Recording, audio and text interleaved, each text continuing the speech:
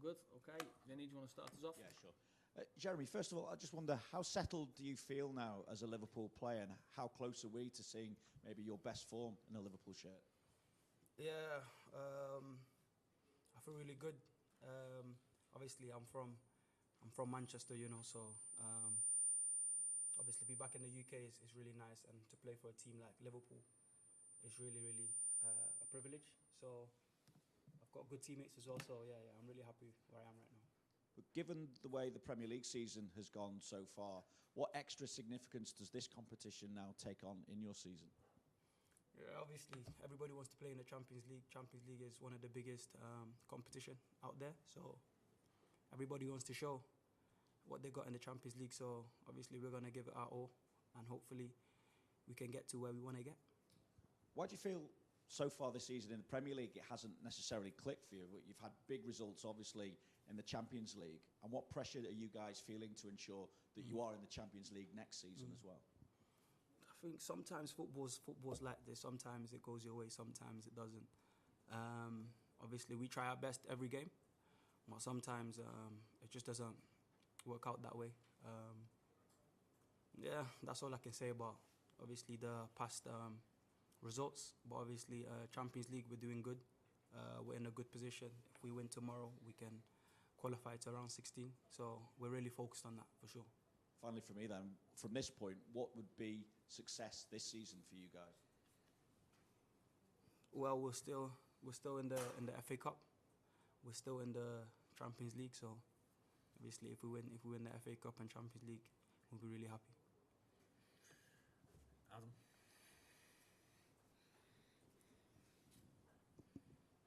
Hi, Jeremy.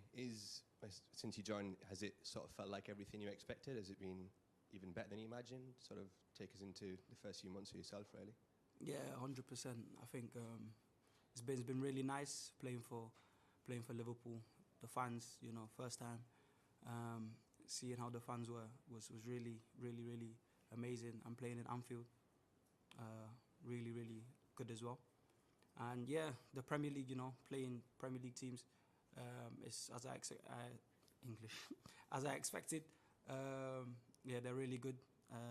Even if you play the bottom team, they'll give you a challenge, you know. So yeah, it is what I've expected. Just on that, there's been loads of talk about low blocks. I feel like you're one of the players who sort of tend to take plays on a bit more, especially down the right-hand side out. How are you finding that? Do you feel like the manager's encouraging you to be a bit more free? Is there focus on overloads down that side? How's that challenge just playing against low block for yourself? For me, so when I'm on the pitch, I'm going to use my ability to the best, and I think I'm pretty comfortable going 1-against-1 with players, you know, and I know what I can do to the opposition, and I believe in my ability. So, of course, if you play like a low block, you have to like break through them somehow, and obviously, if I can help with my ability, I will use it. Lewis. Hi, Jeremy. Can you talk a bit about the step up in terms of the fitness and intensity levels from the Bundesliga to the Prem? I mean, I know you've had them 2 injuries, but before that your injury record was pretty spotless in Germany. So how hard has it been to step it up a bit? Yeah, of course, the Bundesliga and Premier League. Of course, for me personally, the Premier League is the best league out there. But the Bundesliga is still a top league. But I think it has been a big difference, I think, in terms of like playing against the teams. Yeah, it's much more demanding, much more physical. So yeah, it's different. Richard. Hi, Jeremy. You're at Leverkusen last year, and you had the position then of being defending champions and maybe having other teams sort of targeting you in that respect. Are there any similarities between the issues Leverkusen had last year and Liverpool have had this year? Of course, Liverpool's the reigning champions. You know, everybody wants to beat us. You know, it's normal in football. If you're a champion, people want to show that we can beat the champions. So, in a sense, yeah, it was similar to when I was at Leverkusen when we were the champions. Everybody wanted to beat you. You know, so yeah, it's football. That's what's beautiful about the sport. You know, if you become champions, everybody wants to, like, you're the bad guy. You know, so yeah, it's nice. Hi, Jeremy.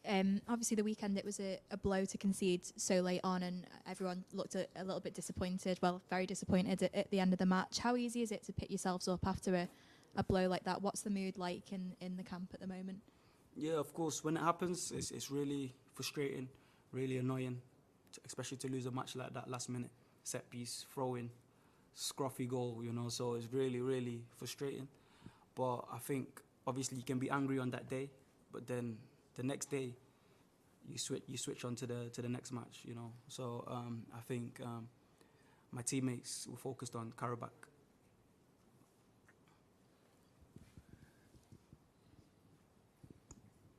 You played against Qarbabag when you were in Bayer. How do you remember this game? This game was like a roller coaster. Yeah, I think we were 2-0 or 3-0 down, I think. And then, of course, we managed to get back. And I think we scored last minute. So I know how good they are. I know they are like Champions League level for sure from playing them with Leverkusen. So I know it's not going to be an easy challenge tomorrow. So, yeah, we just got to be ready. We just got to be prepared and go out there and just give it our best.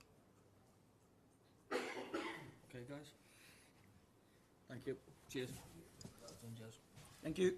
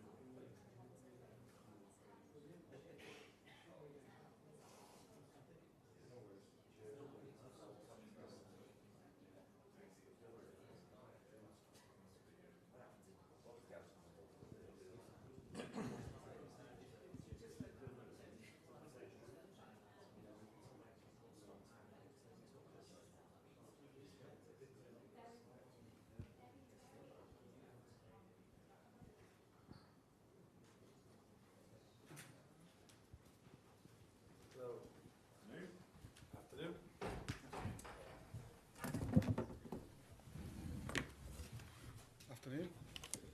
Okay, as usual, we'll have simultaneous translation for anyone who requires it. Then you get a fair few questions.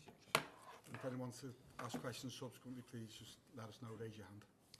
Arne, it appears you're even more stretched defensively with the injury to Joe Gomez. Have you got a time scale on Joe?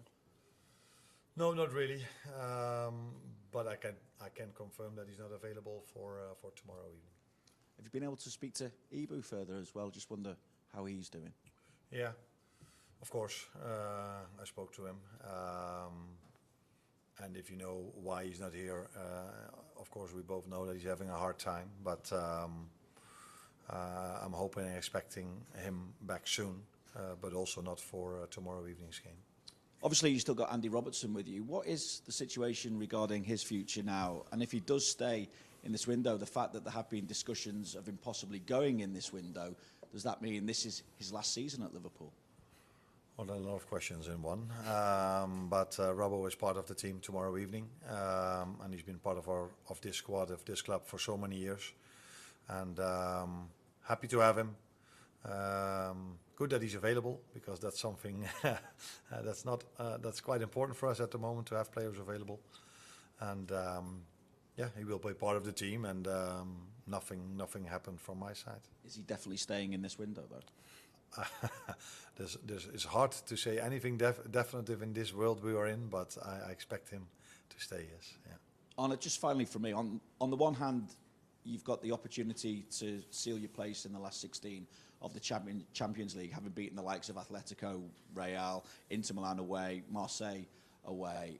On the other hand, of course, the defeat at the weekend saw you slip out of the top 4 in the Premier League, which has led to further scrutiny. What do you feel you have to achieve now this season to kind of quieten the outside noise?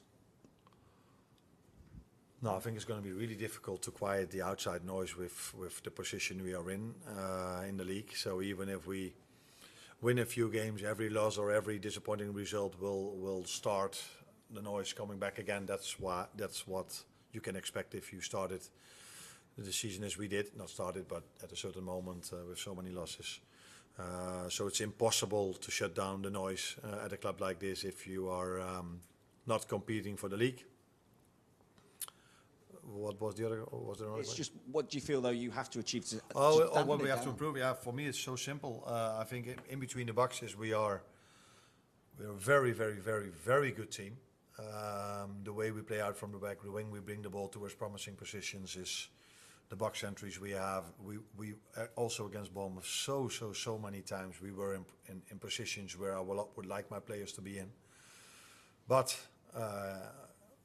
killing those moments, bringing it from promising positions towards chances, and if we have the chances, then be clinical and finish it off. That is something where we have to improve. So in that box we have to improve, and in the other box, other teams arrive there 3-4 times a game, but every time they arrive, not every time, but too many times if they arrive, it leads to chances and sometimes to goals. So there's a complete disbalance in how many times we arrive in promising positions and how many times other teams arrive there.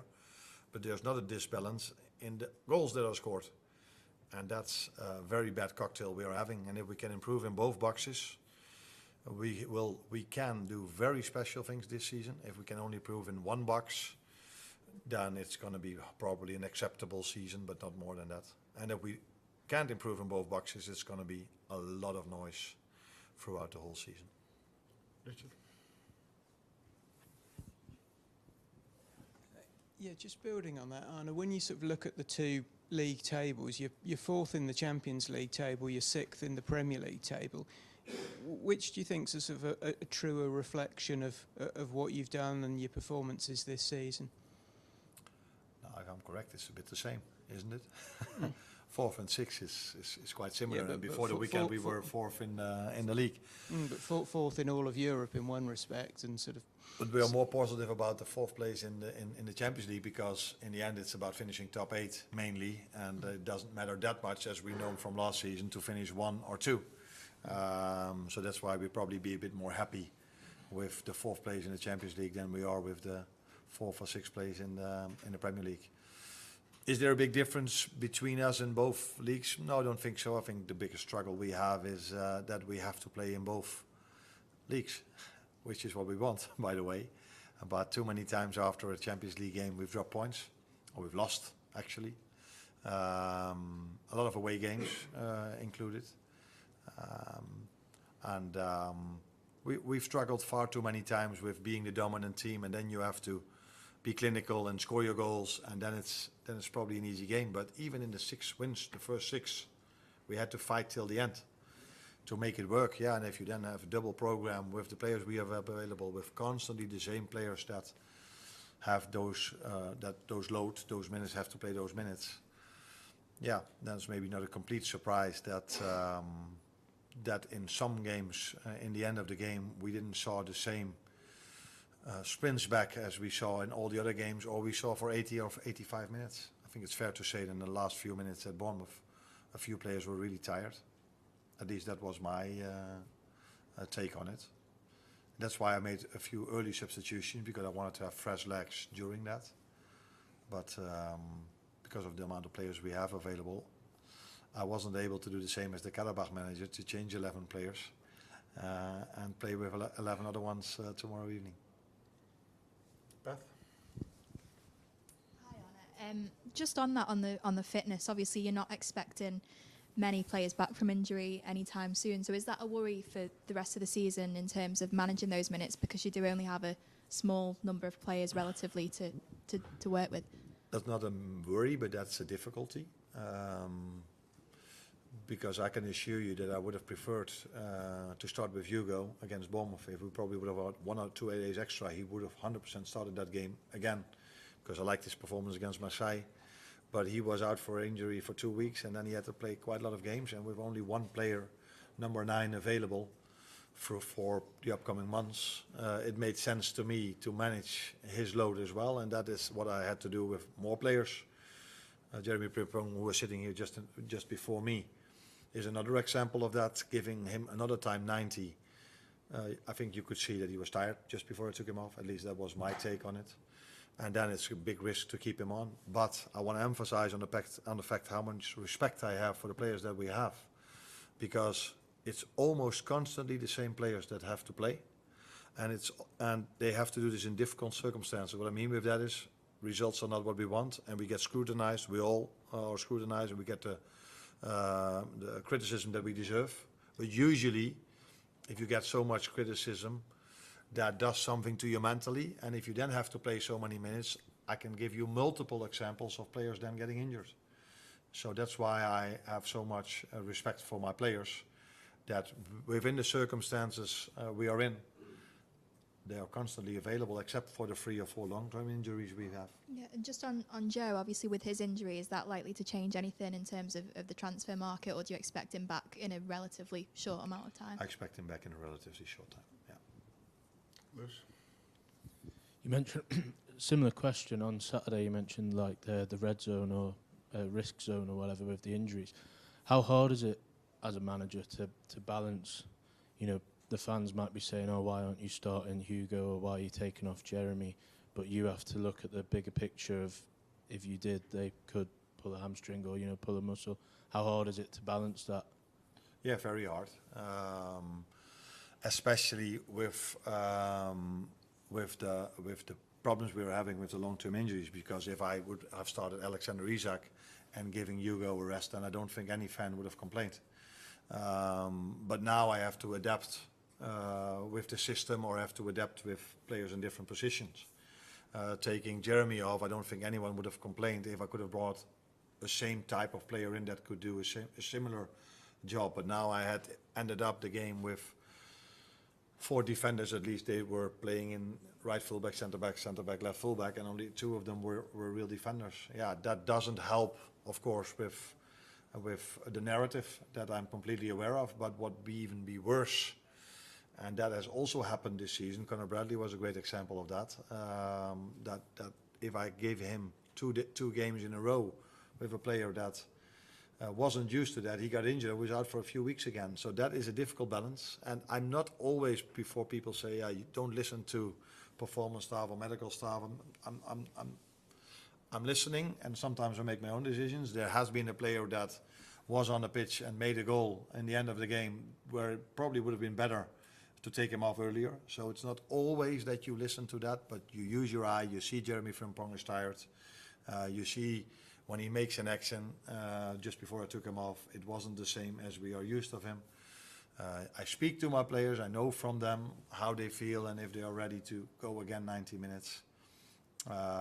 So that you all take into account, and then you make a lineup and you decide on your substitutions. But that doesn't always, for people who don't have all the information, that could lead to scrutiny. I'm completely aware of that fact, and that is normal. If you're not aware of all the information, then it's not so strange that you criticize some decisions. But I think if people would knew the struggles I'm facing, they would be more understandable with the decisions I make. But I'm not asking for anyone to be, but it's the situation we're in. No. Hi, Arne. I'm kind of following on from that. Obviously, you explained there the nature of the injury situation you're having to deal with this season. It wasn't quite as bad last season. Obviously, there were some injuries, but largely you had almost a full squad to deal with in the business end of the season. Considering where we are in football with so many games being played, do you think that this injury situation might make you reassess the ideas around squad depth and squad size for maybe future seasons? Yeah, but even if you would reconsider and you come to a different decision, then the question is, are we able to make to change it? Can we make this squad bigger with the money available and the things we can do? So, but last season showed, although I think we were maybe 1 or 2 players short compared to last season in terms of numbers. Yeah, and if you add then 3 long-term injuries to that, yeah, then all of a sudden it's quite a lot. Again, this is not going to be a popular opinion, what I'm going to tell you now. But maybe the reason why we won the league last season is that we had to play Paris Saint-Germain in the last 16. Because, as you know, they beat us. And we had every time a week to prepare for our next game. Maybe that has helped us as well. Maybe if we had to double that program, which Arsenal had, and they dropped a few points in that period of time, that has helped us in winning the league. So we are aware, every manager is aware, the bigger squad you have, the better you're equipped that you are for that many games. But I'm also aware of the fact that even today, I had to disappoint 1 or 2 players that would prefer to play. Now, and if you have 10 or 15 who want that's also not a good thing to have. So it's not an easy balance to find, but obvious because of the 3 long-term injuries. Now it's a disbalance. That is obvious. Adam? And I think you just said earlier that if you improve in one box, it will be an acceptable season. What would your definition of an acceptable season be? That's interesting, yeah. I was hoping no one would ask that. When you are Liverpool, the aim is to win the league. But we've only did this twice in the last 30 years. We want to be competitive in every single competition we are in. That's always the aim. But reality is also that in the last 3 years we've won 1 League Cup and 1 Premier League title. So when is things acceptable? I have my opinion about. I'm not going to share that. Outside world has his opinion about that.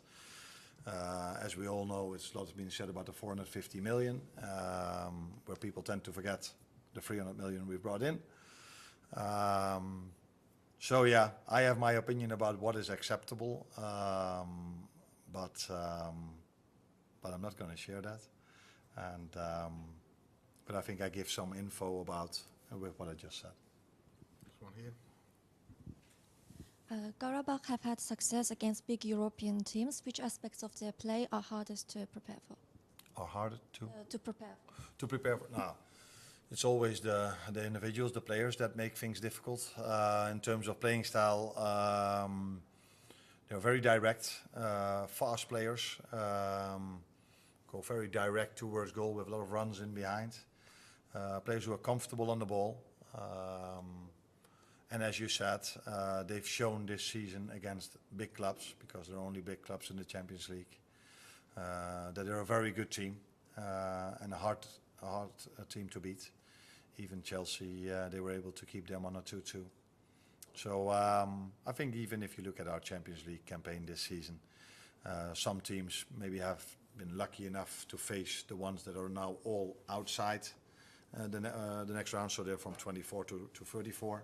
I think there's only 1 team from those 10 that we've faced. So we've had a lot of strong teams to face, and we did really well, but maybe 2 days afterwards when we had to play in the league, that brought us some problems because we've played so many strong teams in Europe. Will at the back.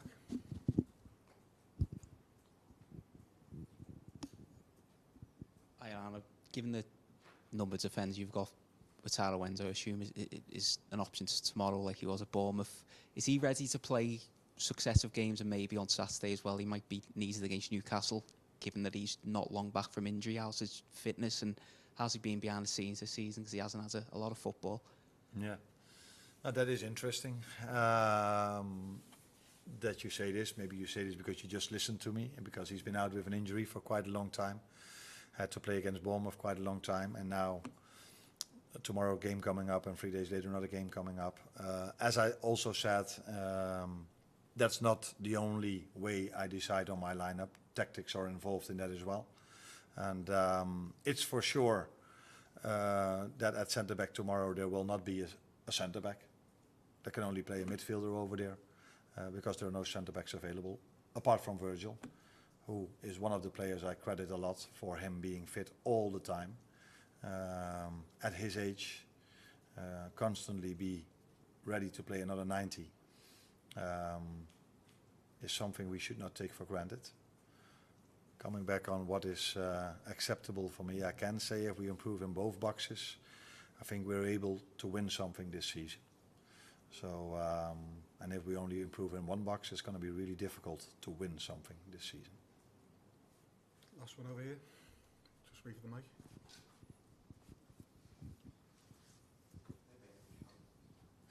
It's for him.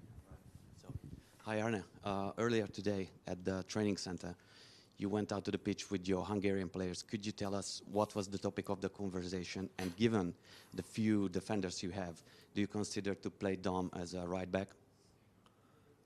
always consider, but I also consider to play him at the midfield. And the two Hungarians are usually the first one to come out. Yeah, indeed. Yeah, indeed. Yeah. Is there a reason for that? I should ask you that. No, I mean maybe it's typical Hungarian, but the two of them are always outside, probably as the first two. Yeah, we spoke a bit about Qarbabag, about tactics, about what we wanted to do tomorrow before I spoke to the rest of the team, and the challenges that are ahead of us, and challenges in terms of Qarbabag. So we spoke about that with the three of us. So what about Dom? Do you consider to playing him as a right back, given that As I said, you have so few I defenders? consider him for every position almost.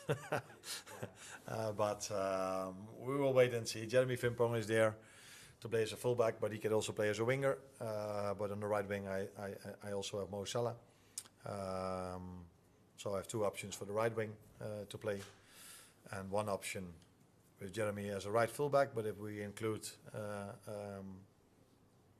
Dom or Curtis, then all of a sudden I have three options to play at right back. So, but we both agree on the fact that he's best playing in the midfield,